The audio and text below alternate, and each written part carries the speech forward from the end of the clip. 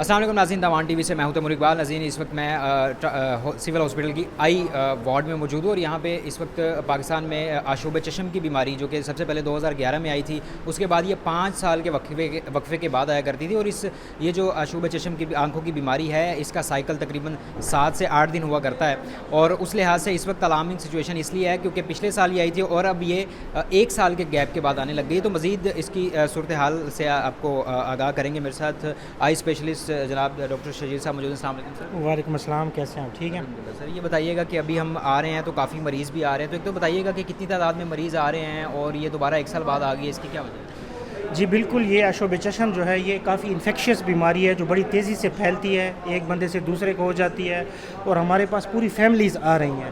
مطلب ایک بندے کو اگر ہو جائے، آپ گھر جاتے ہیں تو آپ کے گھر میں چاہے 8 افراد ہیں، 10 افراد ہیں، گھنٹوں کے اندر وہ سارے انوالو ہو جاتے ہیں، تو کافی زیادہ تعداد میں آ رہے ہیں، اور یہ بھی ایک لمحہ فکریہ ہے کہ 1 سال کے وقفے کے بعد آئی ہے۔ اس کا مطلب ہے کہ ہماری عوام کی جو امیونٹی ہے، قوت مدافعت ہے، وہ کم ہو چکی ہے، ورنہ پہلے 4-5 سال بعد جو ہے یہ سائیکل ریپیٹ ہوتا تھا۔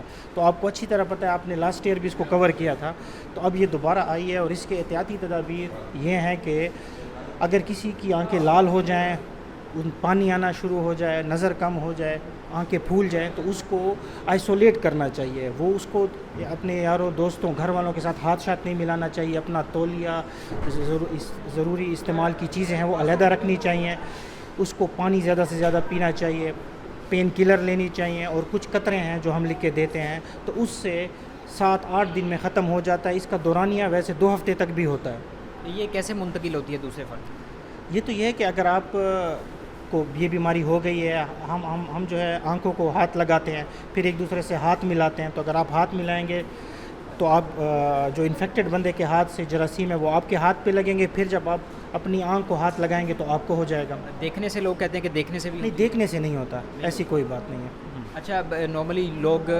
میڈیکل اسٹور جا کے ایک ڈراپ لے لیتے ہیں کہ جی آنکھوں کا ڈراپ چاہیے، تو وہ ہے یا پہلے ڈاکٹر سے ضروری ہے کنسلٹ؟ نہیں، ڈاکٹر سے ضروری ہے، کیونکہ اس میں لوگ جو ہیں اینٹی بایوٹکس دیتے ہیں، جیسے موکسی فلاکسسین وغیرہ یا اسٹرانگ اسٹیرائڈز دیتے ہیں، وہ نہیں دینے چاہیے، کیونکہ ان کو اگر آپ غیر ضروری دیں گے تو ان کی ریزسٹنس ہو جاتی ہے، اور وہ پھر جو ہے ان کی ایفیکیسی کم ہو جاتی ہے۔ تو اس میں یہ ہے کہ مصنوعی قطرے ملتے ہیں، آرٹیفیشیل ٹیئرز، وہ دینے چاہیے، اور ساتھ میں مائلڈ اسٹیرائڈ اور مائلڈ اینٹی بایوٹک آپ دے سکتے ہیں۔ اچھا، یوزلی لوگ اس طرح کی سچویشن میں برف لگاتے ہیں، آنکھوں پہ ٹھنڈا پانی لگاتے ہیں، اس طرح کی کوئی دیسی احتیاط اگر آپ بتانا چاہیں؟ یہ تو آپ کے اگر وقتی آرام کے لیے اگر آپ کریں تو اس میں کوئی مذائقہ نہیں ہے، لیکن یہ خود ٹھیک ہونے والی بیماری ہے۔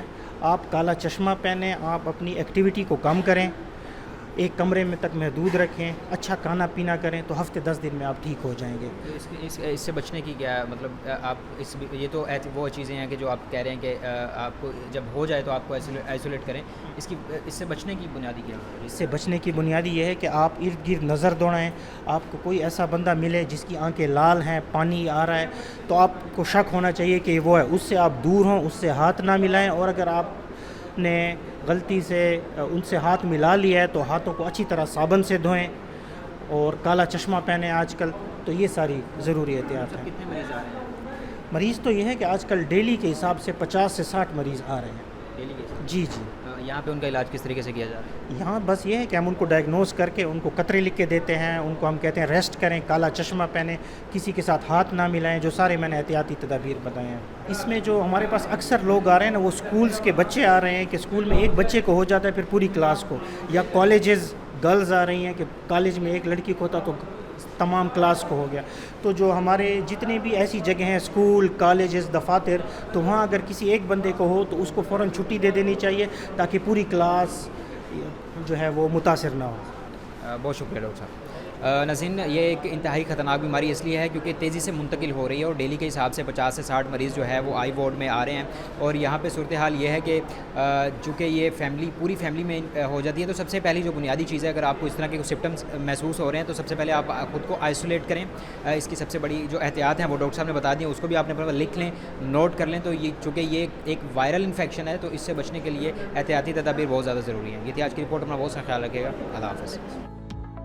بچوں کو داخل کرنے کے لیے حکومت خیبر پختونخوا جو ہے وہ 2 قسم کے ایکٹیویٹیز کرتی ہیں، ایک اپریل کے مہینے میں اور دوسرا سپٹمبر کے مہینے میں۔ अप्रैल के महीने में तो हमने जितनी भी अपनी कोशिशें की और जितने बच्चों को हम स्कूलों में ला सकते थे वो सिलसिला तो बंद हो गया है। अभी सितंबर का महीना आ रहा है। मेरी तमाम पेरेंट्स से ये गुजारिश है कि वो बच्चे जो 5 से 16 साल तक है वो अपने गवर्नमेंट के स्कूलों में ले आएँ। गवर्नमेंट के स्कूलों में आजकल हर किस्म की सहूलियात मौजूद हैं, किताबें उनको फ्री दी जाती हैं। दूसरी बात यह है कि अगर आपके करीब कहीं पे गवर्नमेंट स्कूल अवेलेबल नहीं है, वो मौजूद नहीं है, तो आप ये भी कर सकते हैं कि वहाँ पे गवर्नमेंट की तरफ से कम्युनिटी स्कूल्स भी मौजूद हैं। तो आप अपने बच्चों को उन कम्युनिटी स्कूल भी भिजवा सकते हैं जहां वो अपनी 5वीं तक तालीम पूरा कर सकते हैं। इसके अलावा ये 2 फैसिलिटीज़ भी अगर आपके यहाँ अवेलेबल ना हो तो एक और स्कीम है जो government of Khyber Pakhtunkhwa implement कर रही है, उसको कहते हैं ALP। इसमें वो बच्चे जिनकी एज थोड़ी सी ज़्यादा हो चुकी हो और वो स्कूल गोइंग एज से गुजर चुके हों, तो उन बच्चों को भी हम स्कूलों में ला सकते हैं और मेन स्ट्रीम कर सकते हैं, वो अपनी तालीम जो है वो जारी रख सकते हैं।